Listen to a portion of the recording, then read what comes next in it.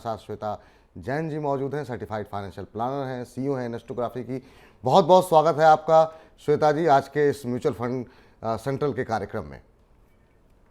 Thank you जी। पहला सवाल तो आपसे यही होगा मैम कि अब हम देख रहे हैं कि 10 महीने के निचले स्तर पे जो है हम देख रहे हैं कि अब लगातार निवेश इक्विटी फंड में घट रहा है, शेयर बाजार चल रहा है, म्यूचुअल फंड में के अंदर इक्विटी फंड के अंदर खासतौर से निवेश घट रहा है। इसकी क्या वजह मानती हैं? क्या ये लग रहा है तमाम फंड मैनेजर्स को कि बाजार महंगा हो गया है या इसके पीछे कोई और कारण देख रही हैं आप? फंड मैनेजर्स को तो लगेगा कि हमेशा या तो बाजार महंगा है अगर पूरे इन्वेस्टेड है, या उनको लगेगा कि बेस्ट टाइम टू इन्वेस्ट है क्योंकि उनका बिजनेस ही वही है। बट इन्वेस्टर्स को क्या लग रहा है, हमको इसकी चिंता होती है क्योंकि इन्वेस्टर्स अपने इमोशंस की वजह से इन्वेस्ट करते हैं, नॉट नेसेसरीली कि अपने लॉजिक के साथ इन्वेस्ट करते हैं। तो अभी क्या हो रहा है, दो चीजें हो रही हैं। एक तो ऑफ कोर्स ऑल टाइम हाइस के जब क्लोज आ जाता है तब इन्वेस्टर्स थोड़ा सा घबरा जाते हैं कि मतलब इससे ज्यादा ऊपर क्या जाएगा अभी, तो वो पैसा अपना निकालने लगते हैं क्योंकि उनको ये रहता है कि जो मैंने पैसा बना लिया है या प्रॉफिट बना लिया अपने इन्वेस्टमेंट पे, चाहे 5% हो चाहे 50% हो, अभी निकलने का टाइम है। तो वो इन्वेस्टर्स क्या लगते हैं, टाइमिंग करने लगते हैं फंड्स की, जो हम रेकमेंड नहीं करते। हम इन्वेस्टर्स को बोलते हैं कि आप टाइम देखो, मार्केट में टाइमिंग मत देखो। पर इन्वेस्टर्स ऑफ कोर्स इमोशनल हो जाते हैं क्योंकि ये देखते हैं कि अरे इतना बढ़ गया है मार्केट अभी, तो इससे तो ज्यादा बढ़ेगा नहीं, तो हमको अभी पैसा निकाल देना चाहिए। तो वो एक बात है। दूसरी बात ये है कि जब ग्लोबली हम देखते हैं नेगेटिव न्यूज और खाली इंडिया में हम मार्केट को ऊपर जाता देखते हैं, तो हमको लगता है कि शायद हम कहीं उसको इग्नोर तो नहीं कर रहे हैं, चाहे इन्फ्लेशन हो बाहर का, चाहे फ्लड्स हो कहीं पे, या चाहे कहीं पे ड्राउट हो, कुछ भी हम अनएम्प्लॉयमेंट नंबर्स हो, इंक्रीज ऑफ इंटरेस्ट रेट्स हो, तो हम अगर सबको इग्नोर करते हुए मार्केट खाली एक ही डायरेक्शन जाता है तो इन्वेस्टर्स थोड़ा स्पूक हो जाते हैं कि हम शायद कुछ गलती कर रहे हैं और हमारी मार्केट शायद ये इसको रिएक्ट नहीं कर पा रही है। तो इसलिए इन्वेस्टर्स थोड़ा सा घबरा गए हैं और अपना पैसा या तो इन्वेस्ट नहीं कर रहे हैं या पैसा निकाल रहे हैं। एसआईपी का पैसा, लेकिन अगर आप देखें ऑफ कोर्स लास्ट 10 महीनों में this is the lowest inflow, almost 30% level पे है हम। जब हाई था आई थिंक अप्रैल में 15,000 के करीब था, 15,000 करोड़, और अभी अराउंड 6,000 करोड़ लास्ट महीने अगस्त का नंबर्स हैं इक्विटी के इनफ्लोज। तो अगर हम ये देखें तो 30% ऑलमोस्ट पे हम निवेश कर रहे हैं, बट एसआईपी के नंबर्स फिर भी अच्छे लग रहे हैं। तो इससे हमको ये पता चलता है कि जिनका रेगुलर इन्वेस्टमेंट है, जिनका कमिटेड इन्वेस्टमेंट है कोई गोल की तरफ या लॉन्ग टर्म की तरफ, तो वो इन्वेस्टर्स लगे रहे हैं अपने इन्वेस्टमेंट्स में। तो उसमें कोई उतार चढ़ाव इनफ्लोज में नहीं आ रहा है। तो आई थिंक ये एक बहुत ही स्ट्रॉन्ग पॉइंट है। एंड ऑफ कोर्स इनफ्लोज कम हुए, बट ये एसआईपी के नंबर स्ट्रॉन्ग लग रहे हैं, तो मैं काफी पॉजिटिव हूँ। चलिए आगे आपसे पूछेंगे कि क्या बाजार इतनी ऊंचाई पर है तो क्या इक्विटी फंड में लगाना चाहिए पैसे कि नहीं, लेकिन उससे पहले आपसे जानना चाहेंगे, इन्फ्लेशन एक बड़ा कंसर्न दिखाई दे रहा है और बहुत लोग इस बात से परेशान हैं कि इस तरह के माहौल में लॉन्ग टर्म में किस तरह के फंड में रिटर्न कर सकते हैं कि जो कि इन्फ्लेशन को बीट करे। क्योंकि अगर हम एफडी देखें या बाकी जगहों पर देखें तो वहाँ पर जो रिटर्न हमें मिल रहे हैं वो किसी भी तरीके से महंगाई से लड़ते हुए दिखाई नहीं दे रहे हैं, एक तरीके का नेगेटिव रिटर्न देखने को मिल रहा है। तो म्यूचुअल फंड चुनते समय किन बातों का ध्यान दें अगर इन्फ्लेशन को दिमाग में रखना है तो? जी, ये एक बहुत ही रियल प्रॉब्लम है और काफ़ी टाइम लोग इसको इग्नोर कर देते हैं। इन्फ्लेशन को और टैक्सेस को साइलेंट किलर्स ऐसे ही नहीं बोला जाता है। इन्फ्लेशन को बीट करने के लिए मेरे हिसाब से सिर्फ एक ही इन्वेस्टमेंट ऑप्शन रहता है इन्वेस्टर्स के लिए, इक्विटी इन्वेस्टमेंट्स, चाहे वो म्यूचुअल फंड्स के थ्रू करें या इक्विटी डायरेक्ट इक्विटी के थ्रू करें या कोई भी ऑप्शन से करें, बट इक्विटी में ही इन्वेस्ट करना उनके लिए इन्फ्लेशन बीटिंग मैं मानती हूँ। बट इक्विटी अपने साथ रिस्क लाता है, अनसर्टेनिटी लाता है, और एक टाइम होराइजन जो हमको चाहिए वो लॉन्ग टर्म रहना है। तो ये इन चीज़ों की वजह से इन्वेस्टर्स थोड़ा स्पूक हो जाते हैं। बट इन्फ्लेशन अगर बीट करना है लॉन्ग टर्म में तो इन्वेस्टर्स को equity is the best option. तो इक्विटी आप कह रही हैं कि बेस्ट ऑप्शन है अगर इन्फ्लेशन को बीट करना है, लेकिन जिस तरह की अनसर्टेनिटी बनी हुई है, बाजार चल रहा है लेकिन जो तमाम एक्सपर्ट्स हैं, जो तमाम एनालिस्ट हैं, वो कह रहे हैं कि बाज़ार में गिरावट आ सकती है, इमर्जिंग मार्केट के मुकाबले भारतीय बाज़ार महंगे दिख रहे हैं। ऐसे में अगर इक्विटी म्यूचुअल फंड को चुनना हो इतनी अनसर्टेनिटी के बीच में, जहाँ पे अभी फेड की तरफ से क्या निर्णय होना है, फिर आरबीआई क्या करेगा, फिर रिसेशन की बात हो रही है, ऐसे में सही इक्विटी म्यूचुअल फंड किस तरीके से चुना जाए? चुनते हुए किन बातों का ध्यान रखना चाहिए? सेक्टर फंड चुने, मल्टी कैप चुने या लार्ज कैप चुने? ये बड़ा सवाल रहता है कि इक्विटी म्यूचुअल फंड में निवेश करते समय किन बातों का ध्यान रखें। जी मुझे एकदम सही सवाल पूछा आपने कि कैसे इक्विटी चूज किया जाए, क्योंकि इतने सारे ऑप्शंस है, we are spoiled for choice, इतने ज्यादा ऑप्शंस है हमारे पास, तो कभी कभी हमको चॉइस का पैरालिसिस हो जाता है, तो कि इतनी सारी चॉइस है तो हम कोई भी चॉइस नहीं चूज नहीं करें। मेरे हिसाब से नए इन्वेस्टर्स को लार्ज कैप में शुरू करना चाहिए, ताकि जो उतार चढ़ाव किसी भी रीजन से है तो वो लार्ज कैप में थोड़ा सा कम होता है। होता नहीं है करके नहीं, ऑफ कोर्स होता है, अनसर्टेनिटी है, उतार चढ़ाव होगा, वॉलेटिलिटी होगी, बट जो लार्ज कैप कंपनीज होती है वो इनको थोड़ा सा बेटर सोक कर सकती है, एक कुशन रहता है उनके पास। तो नए इन्वेस्टर्स को हमेशा लार्ज कैप से शुरू करना चाहिए, मल्टी कैप में रेकमेंड नहीं करूंगी नए इन्वेस्टर्स के लिए, क्योंकि उसमें भी मिड और स्मॉल का एक्सपोजर रहता है, तो वॉलेटिलिटी बढ़ जाती है उससे। लार्ज कैप से शुरू करें अपनी कोर पोर्टफोलियो, ऑफकोर्स जैसे जैसे वो थोड़ा एक्सपीरियंस आ जाए इन्वेस्टर्स को, वो अलग अलग अपना एक्सपीरियंस बढ़ा सकते हैं। और क्योंकि तब तक उनको भी थोड़ा एक्सपीरियंस हो जाता है इक्विटी में, तो उनको पता है कि उतार चढ़ाव is a part and parcel of equity investing, तो वो उसके साथ जी लेते हैं, दे विल नॉट लूज, रोज की नींद उनकी मतलब खराब नहीं होगी इक्विटी में इन्वेस्ट करने से।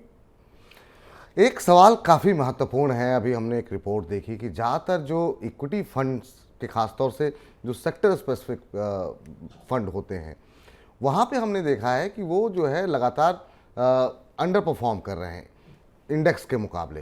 बाज़ार चल रहा है, लेकिन जिस तरह के रिटर्न हम मार्केट में देख रहे हैं, उस तरह के रिटर्न म्यूचुअल फंड में नहीं देखने को मिल रहे हैं। 62% से ज़्यादा ऐसे फंड हैं जो कि इंडेक्स के मुकाबले अंडर परफॉर्म कर रहे हैं। क्या इसकी वजह आप क्या मान रही हैं? क्या जो फंड मैनेजर हैं उनका चुनाव गलत है शेयरों को चुनने का, या फिर वो बहुत कॉशियस होकर के निर्णय ले रहे हैं?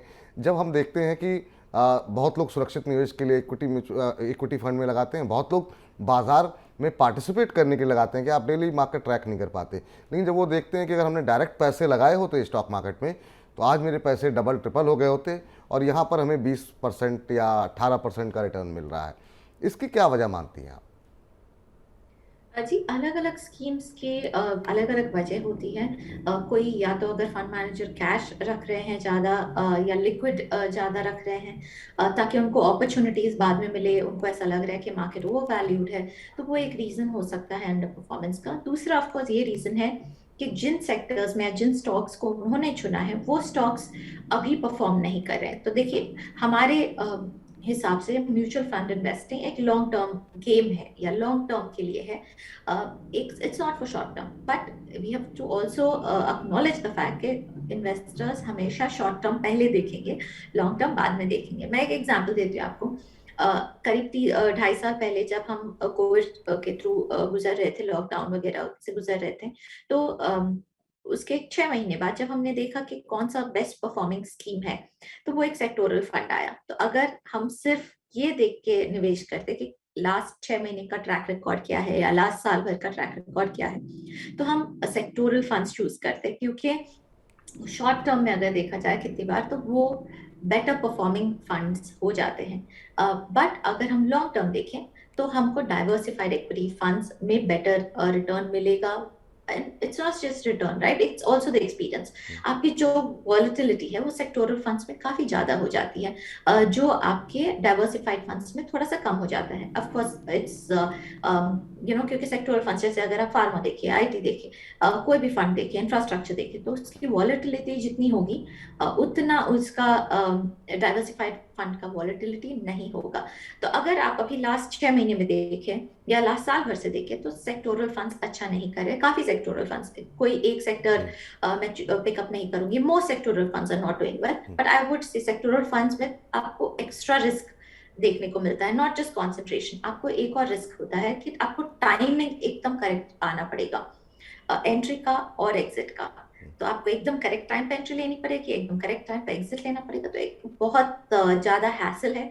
इसीलिए मैं सेक्टोरल फंड्स और थीमेटिक फंड से थोड़ा दूर रहती हूँ और रेकमेंड नहीं करती हूँ, अनलेस किसी के पास वो पैसा है जो उनको सिर्फ उसी में सेक्टर में ही डालना है। बट रेगुलर इन्वेस्टर्स को मैं रेकमेंड नहीं करती हूँ। आई रेकमेंड डाइवर्सिफाइड फंड्स के थ्रू ही जाए वो। चलिए, अब इस पर आगे भी हम चर्चा करेंगे इस कार्यक्रम में, लेकिन अब दूसरे सेगमेंट की ओर बढ़ते हैं। और इस सेगमेंट में खासतौर से हम बात करते हैं कि आखिर में, चूंकि आज हम खासतौर से फोकस कर रहे हैं इक्विटी फंड के ऊपर, इक्विटी के ऊपर, स्टॉक मार्केट के ऊपर, तो म्यूचुअल फंड्स जो हैं वो कहाँ पर खरीदारी कर रहे हैं। तो इसके लिए हमने खासतौर से आपके लिए एक रिसर्च तैयार की है। म्यूचुअल फंड की अगर बात करें तो हम देख रहे हैं जिन फंड्स में सबसे ज़्यादा खरीदारी हुई है उनमें हम देख रहे हैं कि टाटा कंज्यूमर में हम देख रहे हैं कि अच्छी खासी खरीदारी हुई है। ONGC, Maruti, Asian paints, Kotak Mahindra bank, ये वो शेयर हैं जहां पर आप देख सकते हैं कि कितनी बड़ी मात्रा में खरीदारी की गई है।